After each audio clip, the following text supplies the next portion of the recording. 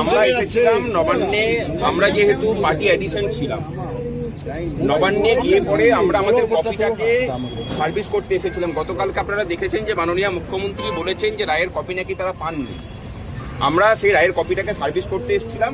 আমরা যেহেতু পার্টি ছিলাম একটা সংগ্রামী যৌথ মঞ্চের পক্ষ থেকে, এবং এটাও বলতে এসেছিলাম যে একটা ডেপুটেশন কপি জমা দিয়ে রিসিভিং সেকশনে দিয়ে সেটাকে আমরা শুধু রিসিভ করিয়ে নিতাম। কিন্তু দুর্ভাগ্যের বিষয়, প্রথমে বলা হলো যে আমাদের দুজন প্রতিনিধি যাবেন, একজন প্রতিনিধি যাবেন, কিন্তু আলটিমেটলি যেতে দেওয়া হলো না। এখানে এসিপির অফিসে ট্রাফিক ওয়ার্ডে আমাদেরকে বসিয়ে রাখা হলো এবং ওখানে গিয়ে পরে জমা করে নিয়ে এসে দেওয়া হলো। কিসের অসুবিধা আমরা জানি না। রাজ্যবাসীকে বলছি যে এই যদি রাজ্য প্রশাসনের সদর দপ্তরের অবস্থা হয় যে যেখানে সাধারণ মানুষ একটা কপি জমা করে রিসিভ করতে পর্যন্ত পারবে না, তাহলে এই প্রশাসনটা কিভাবে চলছে সেটা ভাবুন একবার।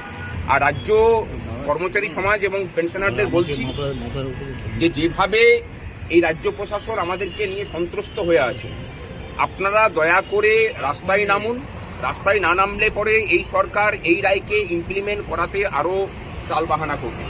রায় কিন্তু এটা বলেছে যে বকেয়া 25% ইমিডিয়েটলি রিলিজ করতে বলেছে। আইনের ভাষায় ইমিডিয়েটলি রিলিজ করার অর্থ হচ্ছে গতকালকে রায় হয়েছে 5 তারিখে, যে মুহূর্তে রায় হয়েছে তার পরের মুহূর্ত থেকেই সেটা লাগু হওয়ার কথা। সেটা কিন্তু লাগু হয়নি, লাগু করার দিকে তারা যাচ্ছেন না। অন্তর্বর্তী বাজেট তার প্রমাণ। 10,000 কোটি টাকা খরচা হবে 25% দিতে গেলে, তার কিন্তু কোনো প্রভিশন বাজেটের মধ্যে রাখেনি। অর্থাৎ তারা এখনো পর্যন্ত ধানাই পানাইয়ে রাস্তাতে যাচ্ছেন, এবং যেটুকু খবর আমরা পাচ্ছি সরকার রিভিউয়ের দিকে যাচ্ছে।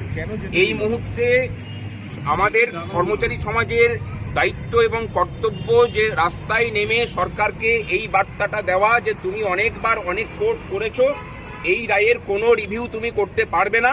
যদি তুমি রিভিউয়ের পথে যাও তাহলে সরকারটাকে অচল করার দায়িত্ব আমরা কর্মচারীরা নেব। এই উদ্দেশ্যে এই বার্তা সরকারের কাছে পৌঁছে দেওয়ার জন্য যে তুমি কোনো রিভিউ করতে পারবে না, আমরা আগামী 8 তারিখ সুবোধ মল্লিক স্কোয়ার থেকে রানী রাসমণি রোড পর্যন্ত মিছিলের ডাক দিচ্ছি। কর্মচারী সমাজের কাছে অনুরোধ যে আপনারা পথে আসুন। এই ডাক কিন্তু সংগ্রামী যৌথ মঞ্চের পক্ষ থেকে শুধুমাত্র আমরা দিচ্ছি না, এর সাথে কর্মচারী পরিষদ সহ সকল সংগঠনকে আমরা অনুরোধ করেছি এই আন্দোলনে যোগদান করার জন্য। দরকার হলে কর্মচারী ঐক্যের পক্ষ থেকে নামা হোক, কিন্তু সকলে পা মেলান, আসুন, পথে নামুন। সরকারকে বার্তা দেওয়াটা খুব প্রয়োজন।